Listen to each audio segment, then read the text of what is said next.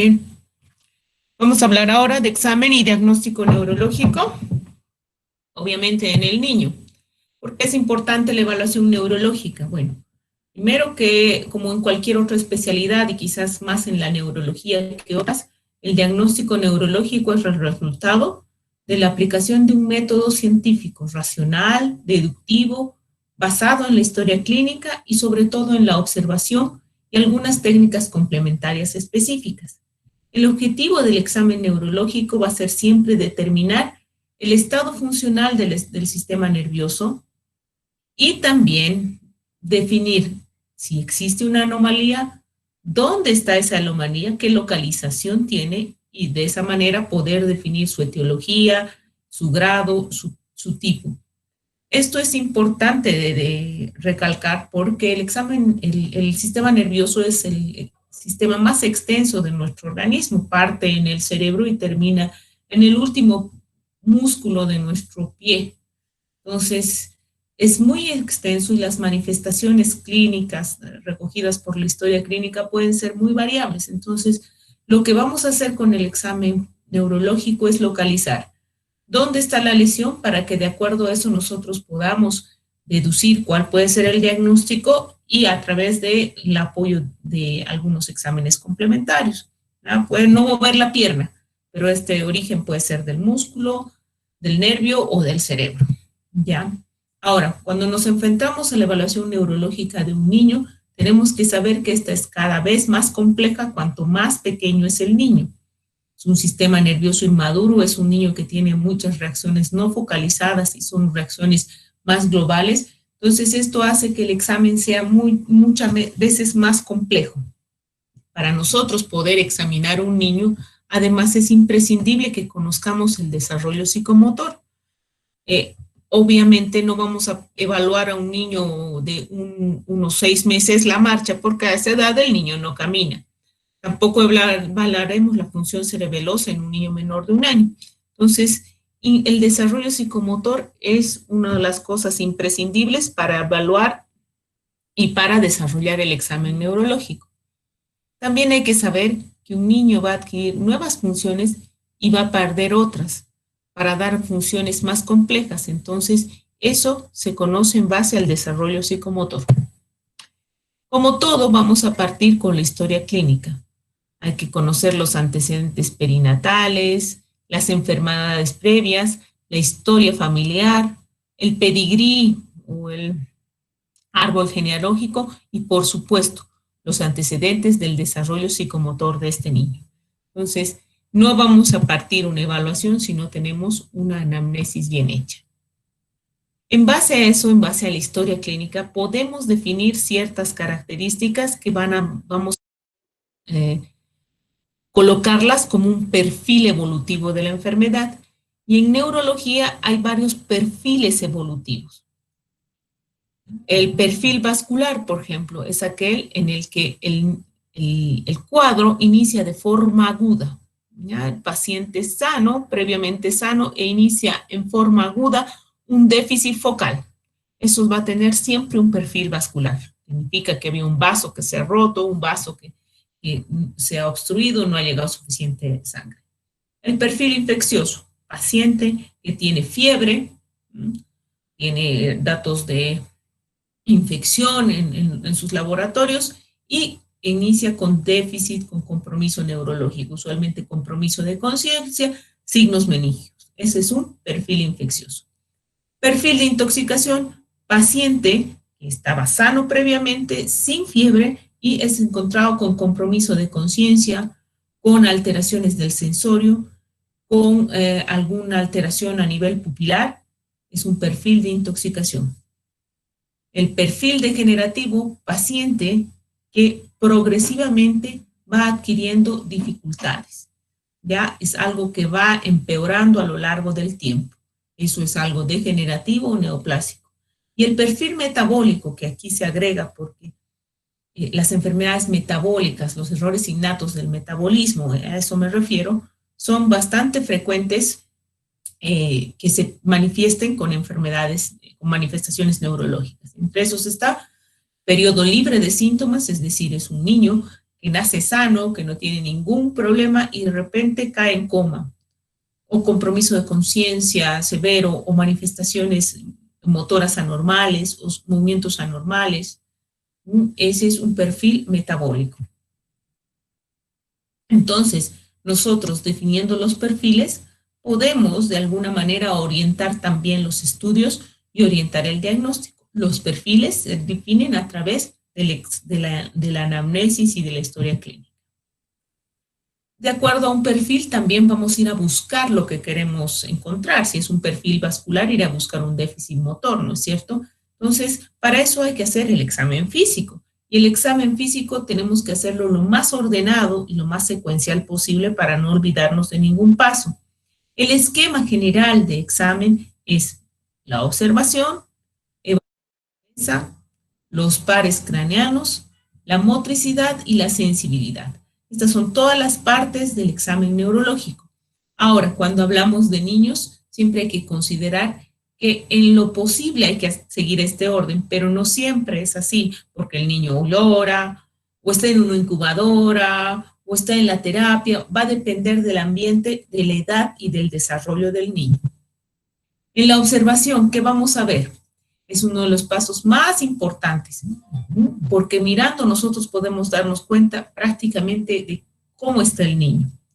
Primero tenemos que determinar su nivel de alerta. ¿Cuán despierto está? ¿Despierto, dormido, vigil, reactivo, somnoliento? El nivel de alerta es muy importante. Va a variar también de acuerdo a la edad. Cuanto menor sea el niño, más tiempo pasa dormido. Más grande ya tiene los niveles de alerta de un adulto. Tenemos que observar el tono y la postura. Usualmente el recién nacido va a tener un tono flexor con la cabeza discretamente lateralizada hacia la derecha. Hay que ver los movimientos espontáneos, cómo se mueve, cómo se camina, cómo se desplaza en el consultorio. Y en el recién nacido, cuando le quitamos la ropa, pues los movimientos usualmente son un poco temblorosos, son asimétricos. También hay que ver los movimientos faciales, los movimientos oculares, los movimientos respiratorios, y esto es importante. La presencia de algún olor especial. Los niños que tienen error innato en el metabolismo pueden eliminar algún metabolito por el sudor y eso darles un olor especial. Por ejemplo, la fenilketonuria tiene un olor como a humedad, como a ratón mojado, a ratón, a humedad, a guardado. Entonces, el niño que tiene esta enfermedad, la orina va a tener ese olor penetrante, un olor, como les decía, húmedo. Bien, el nivel de alerta dentro de la observación es uno de los parámetros más sensibles para evaluar la función neurológica, sobre todo en el recién nacido. Y en este niño vamos a tener, en este grupo etario, 5 estados de conciencia, que va a ir fluctuando a lo largo del día. Un recién nacido a lo largo del día va a estar fluctuando en estos 5 estados. El primero es el sueño profundo sin movimiento, es decir, que está dormido, ojos cerrados y prácticamente no se mueve. Este periodo más o menos corresponde alrededor de unas 8 horas del día, 8 a 10 horas. El sueño con movimiento, ya en el cual el niño está dormido, ojos cerrados, pero existe cierto movimiento. Si uno lo toca, puede moverse. Este periodo de sueño igual está alrededor de 8 a 10 horas al día. Alerta quieto, ojos abiertos, pero prácticamente el movimiento es mínimo, ya, o discreto. Si lo toca, se mueve, pero está quieto. Este periodo puede durar en el día alrededor de 6 horas más o menos. Alerta con movimiento.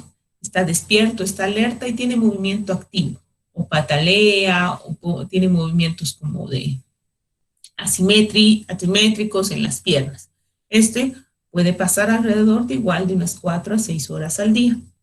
Y el llanto con vocalización, el llanto fuerte, el llanto agudo, ¿no?, con vocalización, ese es usualmente asociado a pedir algo, a pedir comida. Y en el recién nacido, hasta alrededor de 2 horas al día puede estar en llanto. Entonces, va a depender en el momento que nosotros encontremos al niño en relación a su alimentación. Pero esto hay que buscarlo preguntando a la madre. ¿Ya? Un niño que duerme demasiado, más allá de las 18 horas, 10 horas que debe dormir, dependerá la edad, pues ya resulta normal. O un niño que es extremadamente irritable y está con llanto o vocalización continua, es anormal. Y eso nos traduce que hay un problema en el cerebro. Entonces es importante definir estos niveles de alerta, estos niveles de conciencia, para poder también definir si ese sistema nervioso está funcionando y madurando adecuadamente. La segunda cosa que nosotros vemos es la piel. Para eso hay que sacarle la ropa. Generalmente vienen ultra envueltos, ya la chompa, la chompita, la camisa, la camisita. Entonces, para ver la piel tienen que sacarle, retirarle la ropa, ya al mismo tiempo hay que darle la vuelta. Si nosotros los vemos en la unidad de neonatología es más fácil, están sin ropita, pero están súper invadidos y además están acostados sobre un lado. Hay que darles la vuelta, hay que ver la piel de todo el cuerpo, no solamente de la parte que es visible. Tenemos que ver las dismorfias, que son algunas variaciones en los rasgos faciales, en las mediciones. Hay que ver las mucosas y nuevamente el olor. ¿Ya? No vamos a poder oler si está bien cambiadito, bien vestidito, con la ropa en el aguayo. Entonces tenemos que retirarle la ropa. Viendo solo la piel ya podemos determinar algunas cosas. Por ejemplo, si nosotros le sacamos la ropa al niño, podemos ver estas manchas. Manchas café con leche. ¿Ya? Estas manchas café con leche difusas, más de 5, corresponden a una enfermedad que se llama la neurofibromatosis tipo 1, una enfermedad genética y que se caracteriza por neurocutánea, por la presencia de estas manchas y algunas alteraciones neurológicas que pueden llegar a producir tumores. ¿Ya? Entonces, solo con ver las manchas ya uno puede diagnosticar. O pueden ser unas alteraciones más severas, como es el caso del xeroderma pigmentoso, que en los niños mayores puede tener esta descamación en la piel, pero en los bebés, en los niños pequeñitos, puede no ser más que una alteración de cambio de coloración de la piel lineal o estas ampollas a nivel lineal. Estos niños se acompañan con alteraciones visuales y retraso mental.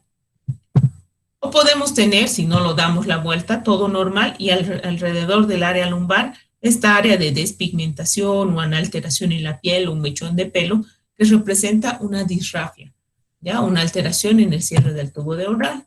O pueden ser unas alteraciones en la piel más extensas, como estas hemangiomas, que comprometen toda la mitad de la cara y en algunos casos más allá de la cara, el cuerpo, que pueden estar asociados a enfermedades neurocutáneas igual, como es el caso del síndrome de Sturge-Weber. O a veces pueden ser estas manchitas que no son tan notables, pero si uno ve con atención, sobre todo en nuestros pacientitos, en nosotros que somos más morenitos, se va a ver estas manchas hipopigmentadas, blanquitas, que parecen unas hojitas, como una salpicadorita, como manchitas de confeti. Estas representan manchas asociadas a la esclerosis tuberosa, que es otra enfermedad neurocutánea que va a manifestarse con convulsiones, retraso del desarrollo y alteraciones del crecimiento de hemangiomas, hemangioblastomas en distintas partes del cuerpo. Entonces, solo con ver la piel ya podemos avanzar mucho más. Y si vemos las dismorfias, ya estas alteraciones en la medición de la implantación de las orejas, por ejemplo, y los ojos, podemos hacer más diagnósticos. Entonces hay que ser bien observadores. Por ejemplo, en este niño, las dismorfias son bastante manifiestas. Como ven, mire, la oreja, el hélix está muy hipoplásico, las orejas están implantadas bajas, tiene una implantación pilosa anormal con unas cejas poco pobladas, tiene los ojos como hundidos, como metidos hacia atrás, tiene el puente nasal bajo, la nariz en punta, la microretrognatia, el cuello corto, tiene una especie de jiba. Entonces, si ustedes ven, solo de verlo ahí, tiene varias dismorfias, que si nosotros aprendemos a describirlas, podemos definir el síndrome. Y si nosotros vemos los piecitos, generalmente tiene este talón prominente, los pies en hamaca, que se dice en mecedora, ¿ya? Y los deditos en algunos casos montados. Y estas dismorfias, cuando son así numerosas, pueden constituir una cromosomopatía. En este caso es la trisomía 18, síndrome de Pato, que es una patología, el síndrome de Edwards, perdón, que es una patología, una enfermedad cromosómica que es muchas veces muy grave porque está asociada a malformaciones cardíacas, cerebrales y a veces los niños, en la mayor parte de los casos, fallecen a los años.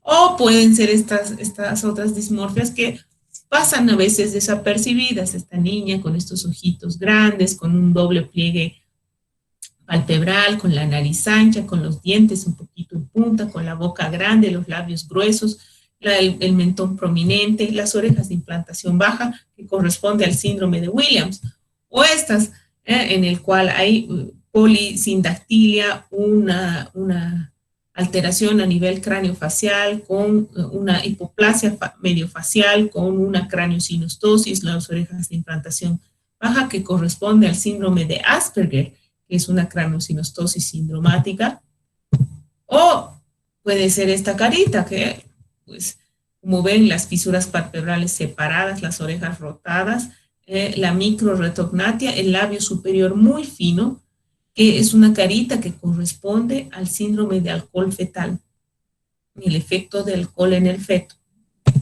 Entonces, viendo las dismorfias, podemos hacer un diagnóstico y puede ser incluso Estas son las dismorfias más conocidas por nosotros que corresponden al síndrome de Down, ¿no es cierto? Entonces, solo con verlo ya podemos hacer el diagnóstico.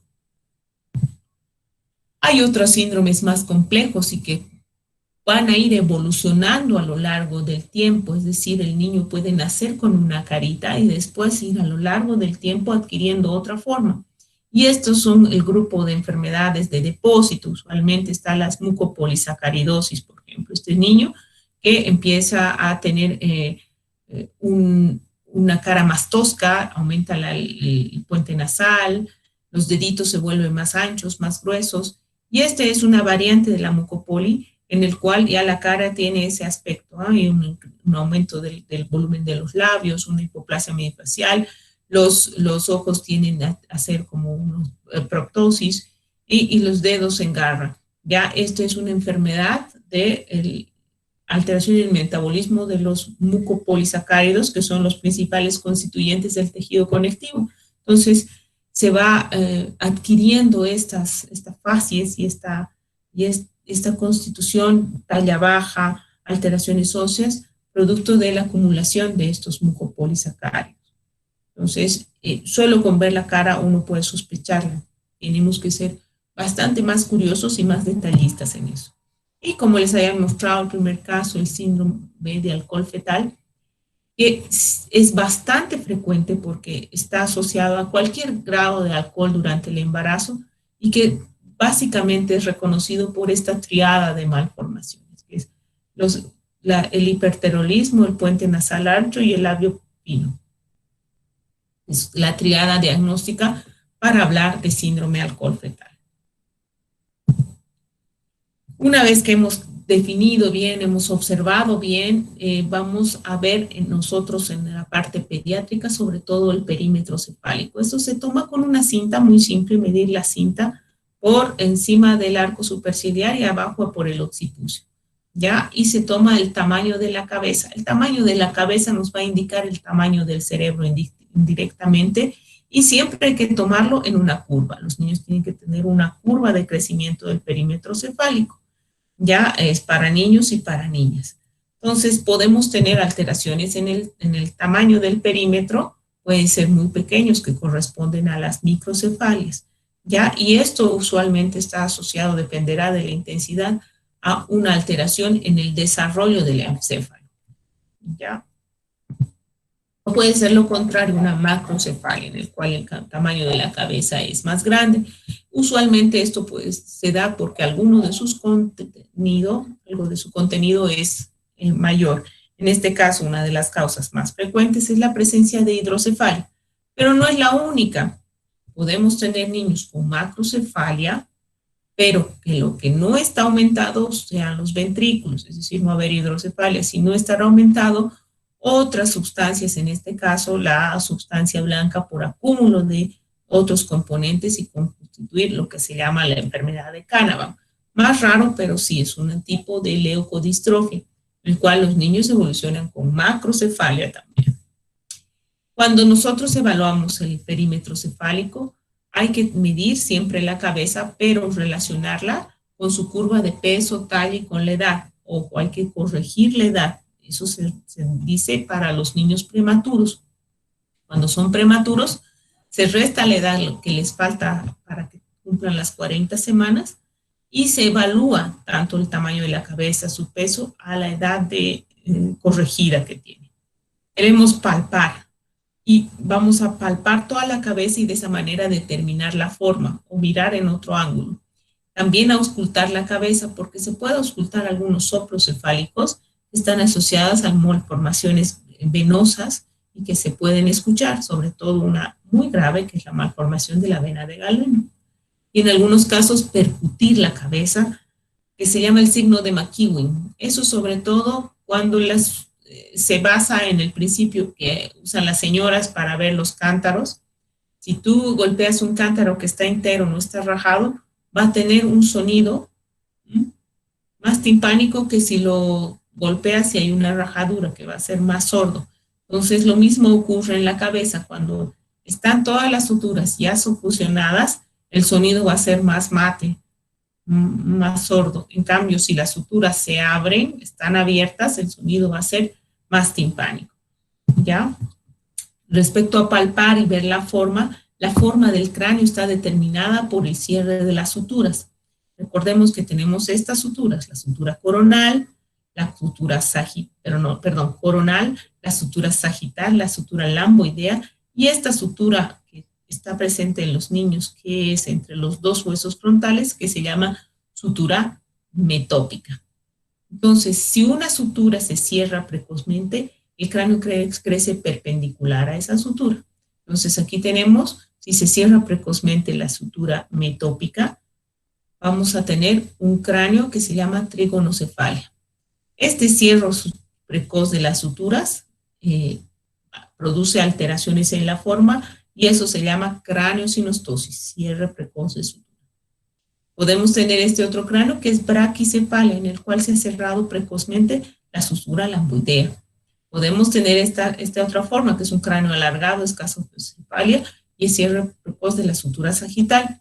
Y a veces hay estos cráneos que son asimétricos, un lado abombado, el otro plano. Esto se llama plagiocefalia, en el cual un lado se ha deformado. Ahora, la causa más común es una plagiocefalia postural. El niño ha estado acostado sobre ese lado mucho tiempo y el cráneo ha moldeado en esta forma. En este caso no es que una sutura se ha cerrado precozmente, sino el cráneo ha tenido esta forma por la plasticidad que tiene. Como es más blandito, lo tengo más acostado de ese lado, entonces se ha moldeado ese tiempo, a esa forma. Esto es corregible con el tiempo y con el crecimiento y no representa un cierre precoz de sutura anormal. Y hay algunas craniosinostosis que corresponden a algunos síndromes neurológicos. Por ejemplo, el síndrome de Cruzón, en el cual hay cierre precoz de varias suturas, de la sutura coronal, de la sutura lamboidea, y que va a crear esta facies, una hipoplasia mediofacial, con una proctosis, con un puente nasal alto, y estos niños pueden tener problemas respiratorios, pueden tener problemas visuales. Pero afortunadamente a nivel cerebral son niños que tienen un buen desarrollo cerebral, una buena capacidad. Muchas veces requieren una serie de correcciones quirúrgicas para mejorar y levantar el macizo facial y evitar otras complicaciones. Una vez que hemos visto el cráneo, vamos a ver los pares craneanos. ¿Ya? Y los pares craneanos, bueno, empiezan con el primero, que casi no lo exploramos, exceptuando en algunas situaciones, por ejemplo, el hijo de madre diabética, porque puede tener hipoplasia de los bulbos olfatorios, pero en general no se explora de rutina. El segundo par sí, el segundo par, el nervio óptico, es el único nervio que nosotros podemos ver directamente a través de un estudio que es el fondo de ojo.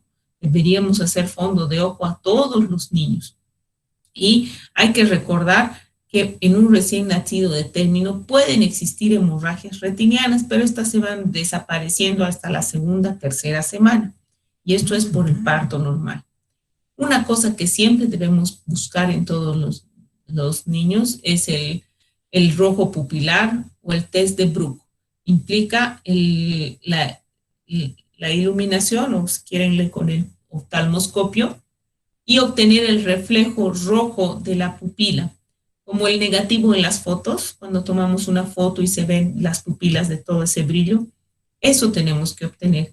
Ese rojo pupilar nos va a decir que los medios transparentes del ojo están transparentes y la luz llega a la retina. Entonces ese ojo está apto para ver. Si no está apto, si vemos una opacidad, el test de Bruch sale en un ojo y en el otro ojo, eso es una urgencia, hay que mandarlo rápidamente a oftalmología, porque ese ojito puede tener una catarata o puede tener un tumor. Si ese ojo no se despeja esos medios transparentes y permite que la luz llegue a la retina, puede que la visión no se desarrolle. Ya hay un periodo de ventana de desarrollo de la vía visual que es los primeros 3 meses, es decir, la luz debe llegar a ese ojo antes de los 3 meses, porque si no, aunque yo le haga después, le opere la catarata si tenía, ese ojo ya no va a ver igual. Entonces, es ahí de la importancia de la evaluación del segundo par.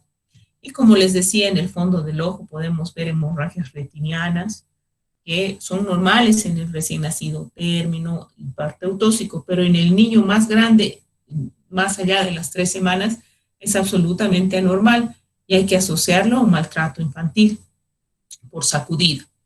Las manchas rojo cereza, que son estas lesiones propias de enfermedad metabólica como el Tay-Sachs, la atrofia óptica o el edema de papila, que indica hipertensión endocraniana. La agudeza visual, es decir, cuánto ve el niño, en realidad es a veces difícil de determinar, pero ya desde las 26 semanas, si yo le estimulo la luz, el niño parpadea. A las 34 ya puede seguir un objeto y en el término ya está desarrollada la fijación y el seguimiento a un objeto. Y a veces hacen como un nistagmo siguiendo un objeto. Pero los niños de término son miopes, tienen una visión de 20-150, por eso es que las cosas tenemos que ponerlas más de cerca. La visión de color se desarrolla a partir de los 2 meses y tienden a preferir los rostros, las figuras redondeadas. Después ya podemos evaluar la agudeza visual, ya sea con seguimiento de objeto, un juguete, o a través de la cartilla de Schlemm. Los niños no verbales 4 a 5 años se tiene que entrenar con la letra E, con los 3 palitos y la dirección, o si ya es verbal, con los números, ¿no es cierto? Y eso es, todo niño debería tener una evaluación de la agudeza visual antes de entrar al prekinder, es decir, antes de los 5 años. Los otros pares oculomotores, el tercero, el cuarto y el sexto, se van a evaluar primero viendo la posición de los ojos en mirada neutra, dónde están, si no están desviados. Después hay que ver los movimientos oculares espontáneos, usualmente tratar de estimularlo en las 4 direcciones. Y un reflejo que podemos buscar acá es el reflejo ojos de muñeca, ya que implica agarrar y abrir los ojos del niño y mover la cabeza de un lado a otro. El reflejo ojos de muñeca implica que cuando yo mueva a un lado la cabeza, los ojos se van a quedar al medio, cuando mueva al otro, al medio, no van a acompañar. Entonces, eso implica que hay está el tronco cerebral intacto y no hay ninguna alteración. Al mismo tiempo, vamos a terminar de evaluar el tercer par mediante el reflejo fotomotor. Ya se iluminan las pupilas y se ve la contracción pupilar. Ya podemos tener esta alteración que yo ilumino la pupila de un lado y esta pupila en lugar de achicarse se abre y la del otro lado se cierra. Esto es una midriasis arrefléctica y corresponde a una lesión del tercer par. Lesión del tercer par, porque no está contrayendo adecuadamente la pupila. Entonces, como les decía, hay que ver los movimientos de los ojos en todas las direcciones y en algunos casos hay que levantar. A ver, aquí, por ejemplo, la lesión, ¿dónde va a estar? Ojo cerrado, yo levanto, este ojo se mueve bien, pero este ojo está fijo ahí, ojo fijo. Esto corresponde a una lesión del tercer par izquierdo completo. Recordemos que el tercer par izquierdo, el tercer par también inerva al elevador del párpado. Entonces tiene ptosis, tiene midriasis y tiene una desviación de la mirada hacia adentro sin movimiento. Es un tercer par izquierdo completo. Podemos también ver esto. Es un movimiento oscilatorio de los ojos y corresponde a un nistagmus. Y podemos tener esto, va a un lado, va a otro, ¿ya? Y este ojo, si ven, se queda quieto. Y esto es un sexto par. Recordemos que el sexto par es el motor ocular externo, es decir, inerva el recto externo. Entonces, para explorar siempre hay que saber qué hace cada par y sabiendo qué hace es muy fácil poder interpretar los hallazgos al examen. El quinto par es el nervio trigémino y participa en la sensibilidad de la cara, la córnea, la boca, la mucosa nasal y tiene una rama motora que participa en los músculos de la masticación y el reflejo masseterino. Se puede explorar fácilmente en el niño mayor pidiéndole que masque o apriete los dientes y la sensibilidad de la cara y la córnea. En el lactante, el quinto par participa en la succión con el bucinador, entonces se puede evaluar mediante la succión. El séptimo par o nervio facial es un nervio igual mixto, va a inervar al gusto, los 2/3 anteriores de la lengua, va a inervar a las glándulas secretoras salivales y a las lacrimales y tiene la parte motora que es la motilidad de los músculos de la cara. Ya acá lo que hay que diferenciar si es una parálisis central o una periférica. La central va a estar comprometido solamente la mitad inferior de la cara y en la periférica van a estar comprometidas las dos mitades. En el séptimo par, en el niño sobre todo hay que diferenciar de algunas otras situaciones. Por ejemplo, en mirada neutra, sin llorar, como ven el niño todo simétrico, abre la boquita, no se le desvía, no hay depresión del ángulo, nada. Pero llora y aquí ven, el ojo se arruga y la boca está desviada. Entonces dirían, es una parálisis facial central porque solo está comprometida la parte inferior. En realidad, hay que evaluar siempre al niño sin llanto y en la mirada neutra, porque esto corresponde a un depresor del ángulo de la boca. Es una agenesia del musculito que hace que la boca baje acá y por eso solamente en un lado baja, pero no representa una parálisis facial. Una parálisis facial periférica se vería así, ¿ya? El surco nasogeniano borrado, ¿ya? Y la imposibilidad de cerrar el ojo con lagrimeo, lagoptalmos, ¿ya? Entonces, es importante esa diferenciación porque esta agenesia muscular es bastante frecuente y esas no tienen ninguna consecuencia neurológica. El octavo par, usualmente se evalúa mediante test especiales. Es muy difícil poder evaluar sin un apoyo de un test. A las 28 semanas ya hay parpadeo a la luz, al ruido, perdón, pero va a ser muy difícil determinar si un niño, un lactante, escucha o no. Para eso hay que hacer evaluaciones con potenciales evocados auditivos o un screening con emisiones autoacústicas. Implica un estudio por el cual se realiza un estímulo auditivo para hacer vibrar el órgano de Corti y esa vibración se recoge en un aparato eléctrico y si hay una vibración positiva, pues quiere decir que el órgano de Corti está bien. ¿Ya? Entonces, esto es una onda de potencial en que tiene 7 ondas hasta llegar el estímulo al cerebro. Y indirectamente se pueden usar cascabeles, diapasones, pero nunca va a ser 100% como hacer el estudio. Los pares bajos que nosotros les decimos, el 9, el 10, el 12 en este caso, son pares que se utilizan en la succión. Estos pares se evalúan si el niño succiona bien, ¿ya? Succión y deglución. En la succión, habíamos dicho, participa el quinto, participa el séptimo, en la boca, en los labios, y participa el 12, en la lengua. Y en la deglución, sin duda alguna, son el 9 y el 10. Eso también en adultos y niños mayores. ¿Ya? Entonces, si el niño es capaz de succionar, todos estos pares están funcionando bien. Recordemos que el proceso de succión y deglución ya está maduro a las 28 semanas, pero la alimentación aún no, porque eso requiere un control con la respiración, ¿ya? Y eso recién está maduro a las 34 semanas y se completa a las 37. Entonces, por eso muchos niños prematuros todavía, si bien succionan ya en vientre incluso, no están listos para la alimentación.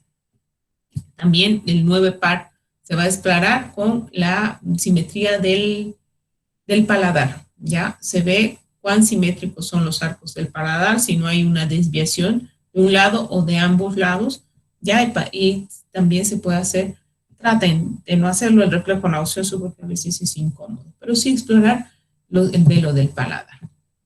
El nervio espinal es el nervio que participa en la contracción del músculo esternocleidomastoideo y del trapecio. Entonces eso se evalúa por confrontación con fuerza, ¿ya? Y movimiento del cuello. Y el hipogloso, motilidad de la lengua. Ya, estas son algunas maniobras, perdón que sea abuelito, pero no había de niño.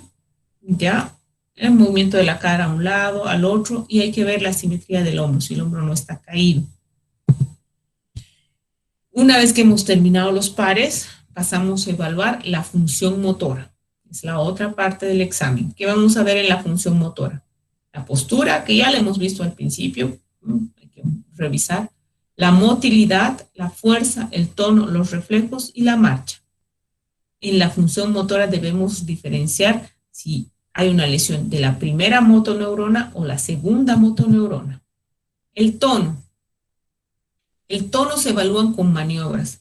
Una maniobra es la suspensión horizontal y otra es la suspensión vertical o maniobra de Landau. Si el niño tú suspendes, tiene que acompañar la cabeza al tronco. Si la cabeza cae así, como una borla, esto es una hipotonía. Y tienes que levantar al niño del tórax. Si el niño cae así como una U invertida, eso es hipotonía, falta del tono. Y si tú lo levantas y en lugar de caer la cabeza, el niño se para como un bloque, eso es hipertonía. Y la postura en extensión de las extremidades inferiores también representa una hipertonía. Si lo levantas y en lugar de caer como una U, se estiran las extremidades, es una hipertonía. Es importante diferenciar esto en el lactante porque hay enfermedades graves, como es el caso del Wernicke-Hoffmann. Es un tipo de enfermedad genética en el cual los niños nacen con una atrofia, una pérdida progresiva de las motoneuronas inferiores. Entonces, nacen con una carita normal, muy vivaces, buen contacto, pero una severa hipotonía. Y esta es progresiva y pues los niños con Wernicke-Hoffmann fallecen a los 6 meses por severo compromiso respiratorio. También puede ser que haya un niño con una hipotonía severa que va evolucionando y mejora, y de niños más grandes se desarrollan una obesidad centípeta, una ansiedad por comer, retraso mental, y corresponde al síndrome de Prader-Willi. O sea que las hipotonías representan alteración. Las hipertonías también, pero hay que diferenciarlas de una patología que ya casi no vemos, no deberíamos ya ver, que es el tétanos neonatal, en el cual igual hay una hipertonía, pero no tiene el patrón de espasticidad, tiene un patrón diferente y además produce mucha irritabilidad y dolor, a diferencia de la hipertonía por lesión cortical. Entonces, ¿qué les decía? Lo que tenemos que diferenciar si es una lesión de motoneurona superior o de la motoneurona inferior, y esta es la vía motora, que parte en la corteza motora, desciende, forma la cápsula interna, el pie del pedúnculo, el puente en la parte anterior, y en las pirámides vulvares en la parte inferior se entrecruza, de cruzamiento vulvar, y después va descendiendo por el haz piramidal, que va dejando una sinapsis a cada motoneurona inferior, ¿ya? Se une a la motoneurona inferior en cada segmento medular, y de la motoneurona inferior sale a través de las raíces espinales, los nervios, hasta el músculo. Entonces, esta es una vía motora, es la vía motora principal. Y la vía piramidal, que es estas neuronas que parten de la corteza y terminan en la motoneurona inferior, es una vía principalmente inhibitoria, destinada a controlar la actividad de la motoneurona inferior. La lesión de esta vía va a producir lo que se llama el síndrome piramidal y que va a estar caracterizado por parálisis, ¿no?, o paresia, espasticidad, hiperreflexia y presencia del signo de Babinski.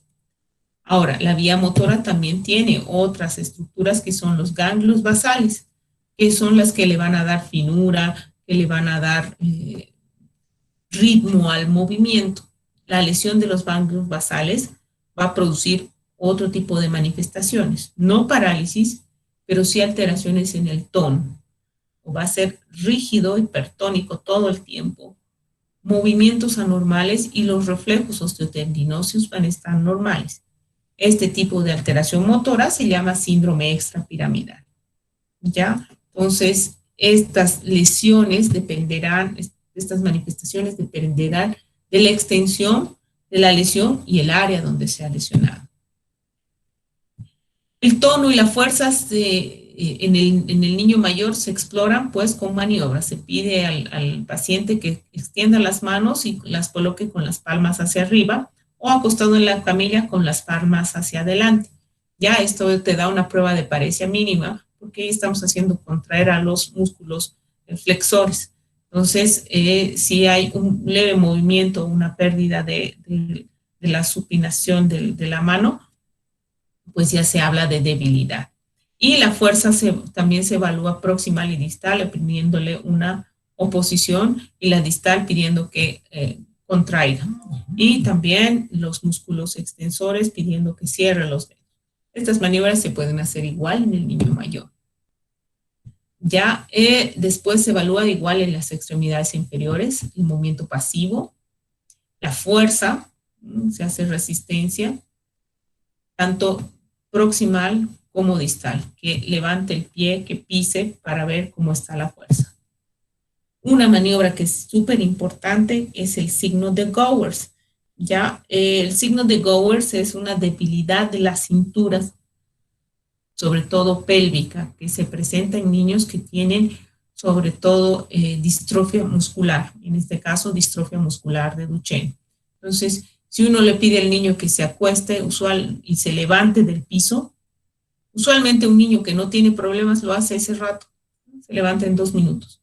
El signo de Gowers significa que para levantarse hace una serie de maniobras que va trepando sobre su propio cuerpo, ¿ya? Y eso traduce una debilidad muscular. Ahí está la imagen, ahí, miren, tiene que girar, tiene que apoyar y casi trepar sobre su cuerpo. Ya, esta es, como les decía, característica de una distrofia muscular.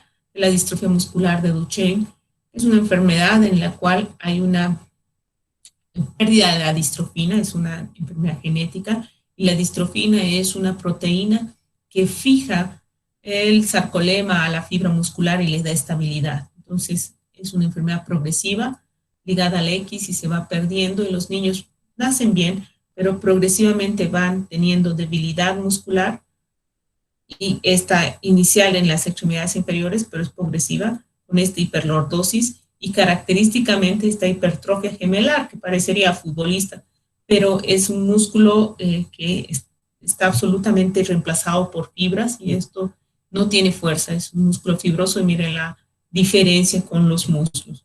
Ya la distrofia muscular de Duchenne es un trastorno progresivo y usualmente empieza sus manifestaciones entre el tercer y cuarto año de vida. Otra manifestación muscular es la distrofia miotónica de Steiner, que esta también es familiar, es genética. En el niño mayor puede cursar con retraso mental, ¿ya? Y algo de miotonía, que es la incapacidad de relajar los músculos, ¿ya? O sea, hace una contracción y los músculos tardan en relajarse. Y en el recién nacido puede tener una hipotonía severa, que incluso el niño cae en ventilador mecánico. Entonces, esto se puede diagnosticar pidiéndole al padre que apriete la mano o te dé la mano y ver cómo descontractura. Ya es usualmente familiar, autosómica dominante. Y la fuerza, pues se va a medir siempre en una escala, del 0 al 5. Siempre hay que informarlo en ese sentido. Tiene fuerza distal 5 sobre 5 o 4 sobre 5 y puedes aproximar. ¿Ya? Los reflejos que en el recién nacido son similares al adulto, excepto que en el recién nacido podemos tomar algunos más. Por ejemplo, este es el pectoral, que uno golpea el pectoral porque es tan pequeñito y tiene más usos. Entonces uno golpea el pectoral y el niño abraza. Podemos tomar este que es el abductor cruzado, ¿ya? Uno golpea en un lado y el niño cierra la pierna. Y el reflejo aquiliano, que podemos tomarlo a nivel del talón, golpeando el talón, ¿ya? Que tiene la misma localización. En el niño mayor ya vamos a tomar este que es el bicipital, este que es el radial, el tricipital, el rotuliano y cutáneos superficiales como es el plantar. El normalmente se toma tomando un estímulo en la parte lateral del pie hacia adentro. La respuesta normal es flectora y esta respuesta extensora y separando los dedos es la respuesta anormal que se llama signo de Babinski.